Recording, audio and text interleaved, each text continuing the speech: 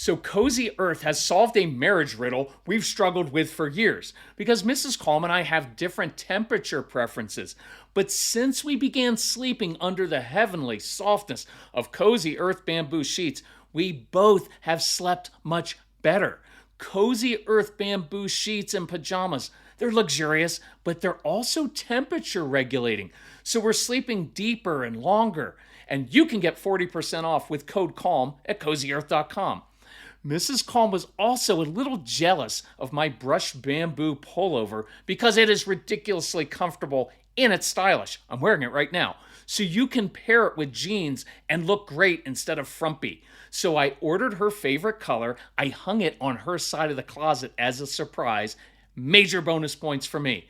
Look, you have no idea how much joy clothes can bring when they are this comfortable. So visit CozyEarth.com/calm. Use my exclusive code CALM for 40% off best-selling sheets, towels, pajamas, and more. And let Cozy Earth know you heard about them from the Calm Parenting Guy.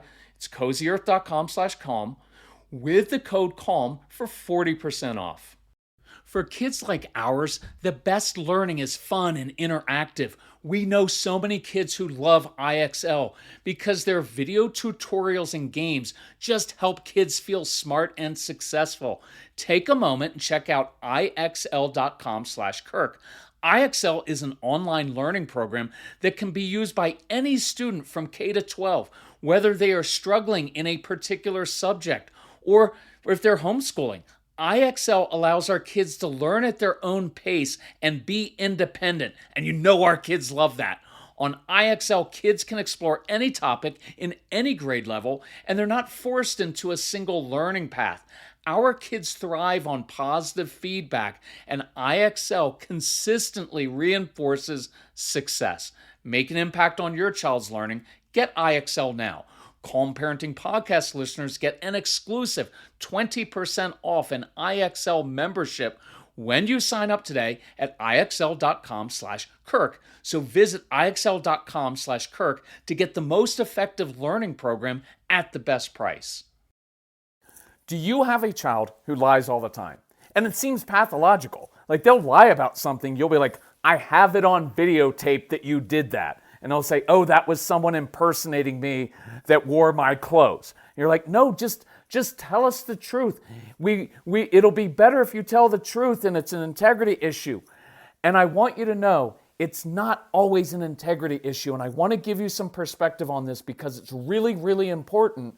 And because if you go down the wrong path, it can have serious consequences for your relationship with this child in the future. And if you don't handle it the right way, they will lie even more or they will get better at covering things up. And we don't want that. So that's what I'm going to address on this episode of the Calm Parenting Podcast. So welcome. This is Kirk Martin. I'm founder of Celebrate Calm. You can find us at celebratecalm.com. If you need help, reach out to us. Email our son, Casey, Casey, at celebratecalm.com. Tell us about your family, ages of the kids. What are you struggling with? We get together as a family. We will reply to you personally and usually very quickly because that's our mission. We want to help you. If you need help with any of our products and resources, reach out to Casey as well. He can help you whether you need a payment plan or some additional help. Just let us know. We're pretty easy. So here's the deal, and this comes up literally every day in our email inbox about parents freaking out about their child lying. And I want you to know a few things. One is this: 99.9% of your kids are not sociopaths, they're not narcissists, and they're not gaslighting reprobates, right? They aren't. They've fallen into a habit of lying for reasons that I'm going to get into.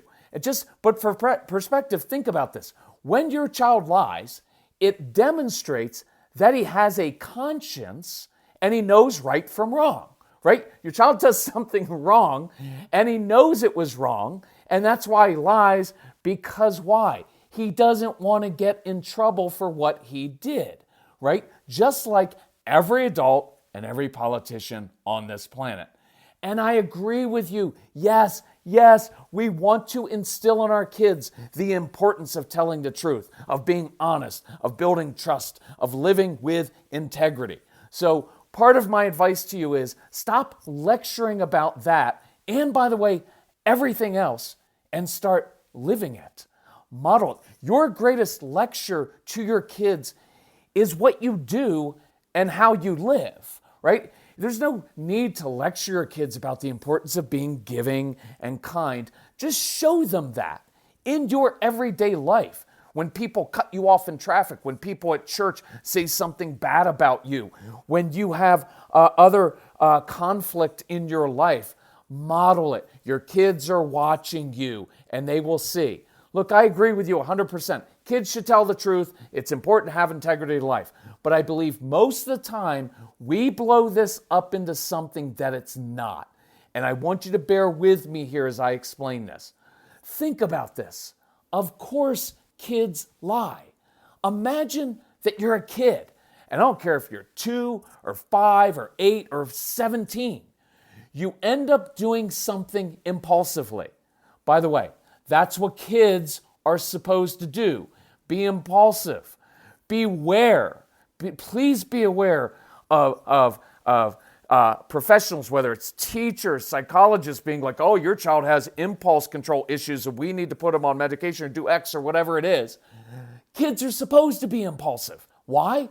Because that's how you learn, right? We want kids to be impulsive so they're not impulsive when they're 35 and 45 after you marry them, right? So don't freak out about that. Being impulsive is part of being a kid. Now, if your kids are on the spectrum, if they have ADD or ADHD, they're going to be even more impulsive. Why? Because it's a brain stimulation issue, and I encourage you, please listen to the ADHD University program, and we will take you through the brain process of why your kids seek order and structure, why they, with their sensory issues, and especially the brain stimulation issues.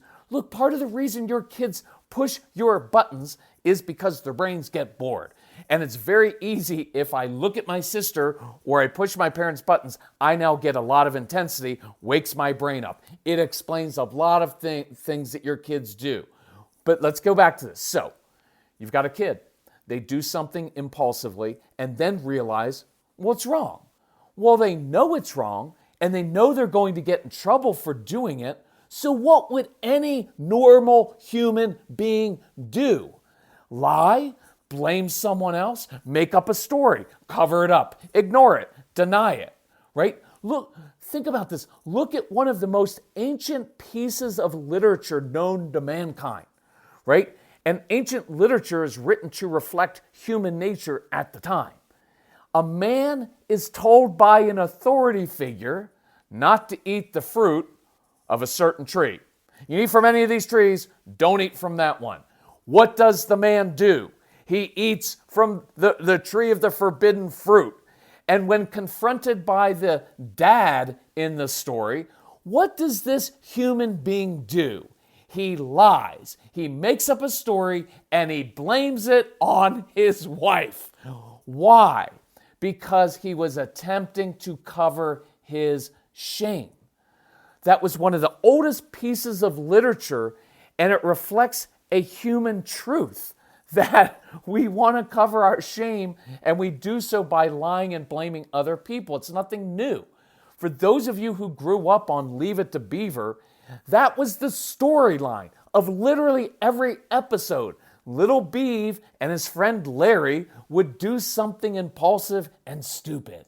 Then they'd realize, we're going to get in trouble with Ward, and then they would make it worse by trying to cover it up. Every episode. And we could relate to it as kids because that's what we did. Moms and dads, you and I do this almost every single day, just in more subtle ways. We're not always completely honest about things. We tell little white lies. We shade the truth. We ignore, we deny that we have certain issues. Why? Because it's hard to face consequences. We sometimes feel embarrassed or ashamed, and we don't like conflict. And that, by the way, is why you have not had that difficult talk with your spouse, because you dread his response. True? So imagine you're a little kid, even a teenager. You've been in trouble most of your life because you're not a naturally compliant child like your perfect siblings or classmates. You're always in trouble, always losing stuff. So you do something impulsively, you do something wrong. Now there are all these big adults around you, right? Mom, dad, teacher, with the power to take away things that you enjoy most with the power to make you feel bad about yourself, grilling you incessantly about this incident.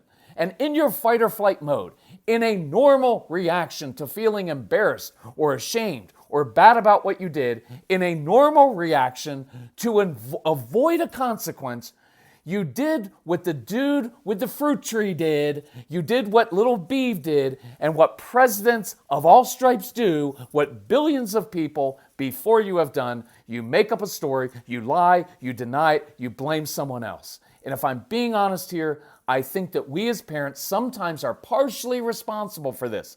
We create so much drama around a normal human response that we sometimes encourage this kind of response, right? We get flustered and start lecturing endlessly, and I do mean endlessly, about the need to tell the truth, about it being an integrity issue, about how can I ever trust you if you won't tell us the truth? And to be honest, it's nauseating. I mean that seriously. Stop making this into something larger than it is, an impulsive kid who doesn't want to get in trouble. Otherwise, you will make it worse. And I've said this before, but I'll repeat it. It is a trust issue, but in ways you haven't considered before. Sometimes kids lie because they can't trust you. Because if they really do tell the truth, they know you will overreact or lecture endlessly and talk about integrity and reinforce the shame and shake your head at them, right? Do you kind of see that? And so many of you are not honest with your spouse, and you haven't been for years. Why? Because you dread your spouse's response, whether it's indifference, denial, anger, turning it around on you. If you are honest with your spouse, some of you aren't honest with your parents for the same reason because, right? Because look, many of you lie about your child. You just did that during the holidays because you dread the judgment of your family. I want us to make it easy for kids to tell the truth when they mess up. So normalize it. And I do mean this. I'm not saying excuse it. That's different. I normalize it. Of course you lied because you were embarrassed. Of course you lied. You knew what you did was wrong. That shows me you have a conscience, and that's a great trait. So let's geek out together for a minute over gut health because I'm really into this. I just learned that prebiotics are the food that help fuel the growth of healthy bacteria, the probiotics, in your gut. So you have to have both. And that's why AG1 helps my digestion, calms my stomach, and keeps me regular. Look, I've loved my morning AG1 routine for years, long before AG1 became a wonderful partner to the podcast. It's a quick, easy win because I start my day with 75 vitamins, probiotics, prebiotics, and whole food sourced ingredients. I just don't have that stomach distress anymore, where that bloating, that kind of interferes with your day and puts you on edge. Plus my weight is down. I've got energy for this hiking season. I'm drinking my AG1 right now while I'm recording this, and I think you should as well.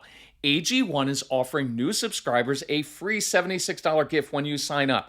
You'll get a welcome kit, a bottle of D3 and K2, which I love, and 5 free travel packs in your first box. So check out drinkag1.com/calm to get this offer. That's drinkag1.com/calm to be kind to your gut.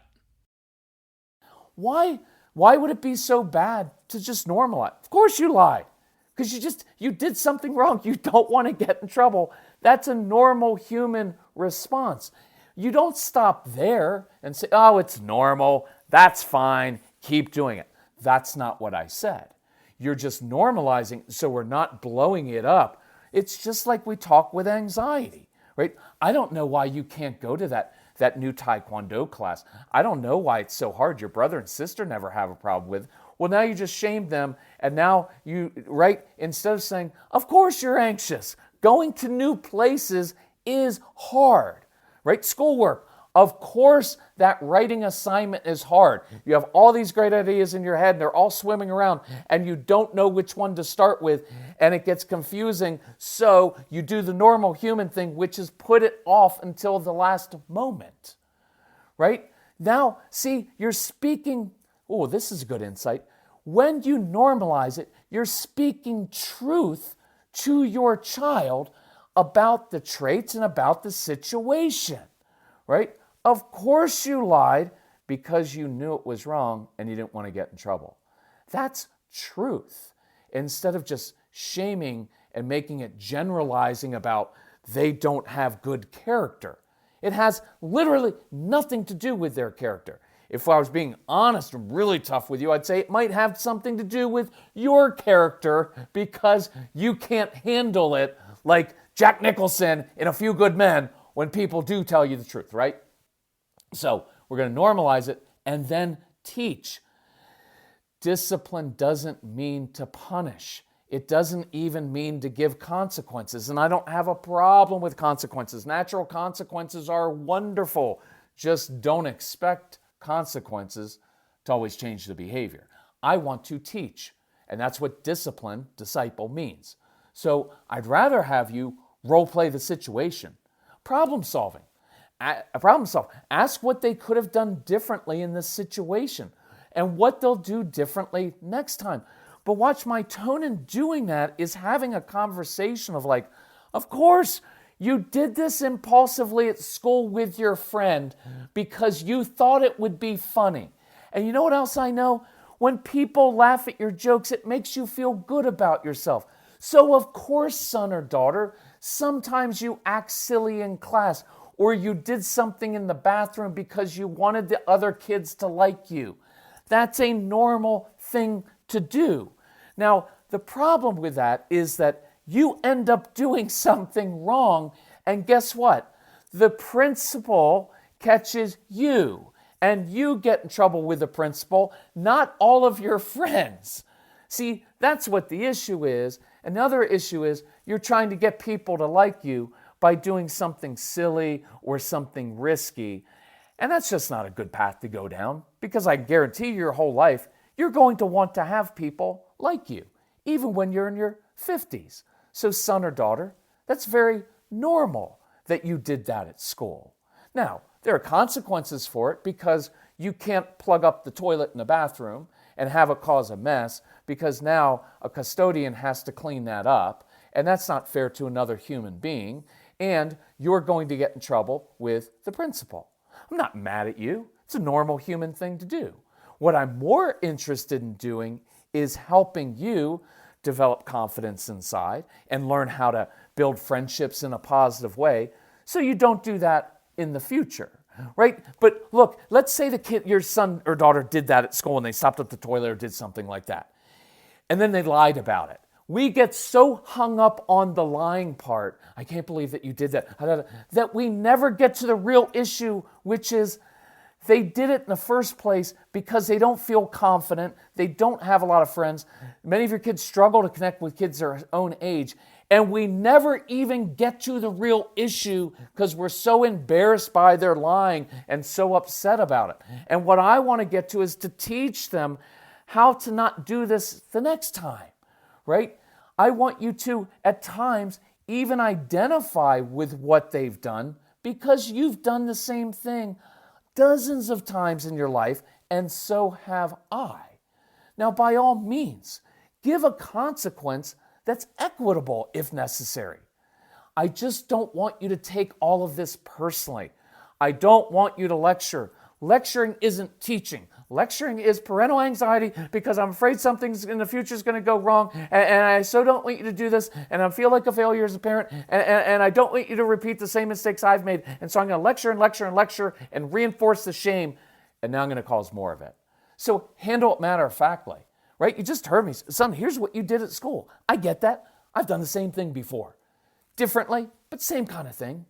Sometimes, right? Sometimes you can even ask your child, so what do you think an appropriate consequence should be? Now, look, if we could get to the root of it, of what they did at school in the bathroom, now part of the consequence, what I would want them to come up with is, hey, why don't I spend an hour with the custodian at the school helping him clean up sometime, right? Because that would be a very giving thing to do. Look, that is something that your kids would do because they have very giving hearts, right? And so that could be a consequence. But we never get to appropriate ones or teaching lessons because we're too busy freaking out and lecturing about the line, right? And I guarantee you some of your kids will choose a more harsh consequence, right? Realize consequences won't change the behavior. Human relationships change behavior. Giving kids tools to succeed changes behavior. And I'd encourage you, switch your mindset from playing gotcha with your kids, always catching them in a lie, waiting for them to mess up and lie. And we switch to actively giving them tools to succeed, showing them how to handle tough situations. Look, one of the reasons I mention our programs, the Calm Parenting Package or the Get Everything Package, is this.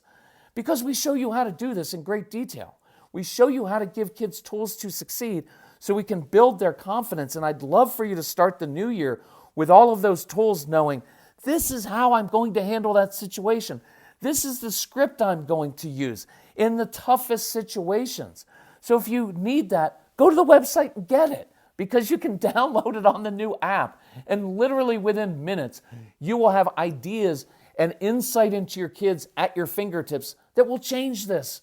And so the next year doesn't have to be filled with so much anxiety and wondering about your child and all of the power struggles. You can stop many of those, right? Most of all, this is what I want: for you to build a close, trusting relationship with your kids so that when they do mess up, which I hope they do, I hope your kids mess up because that's part of life, they feel confident to come to you boldly in their time of need so you can help them, not shame or lecture them. I hope that makes sense, and I hope you will practice some of those scripts and some of that this week when your kids mess up, because that is a beautiful way to build trust with your kids and teach them how to problem solve so they don't keep messing up again and again and again and again. If you need help with that, email Casey@celebratecalm.com. Let us know how we can help you. Thank you for sharing the podcast with others. Love you very much. Bye-bye.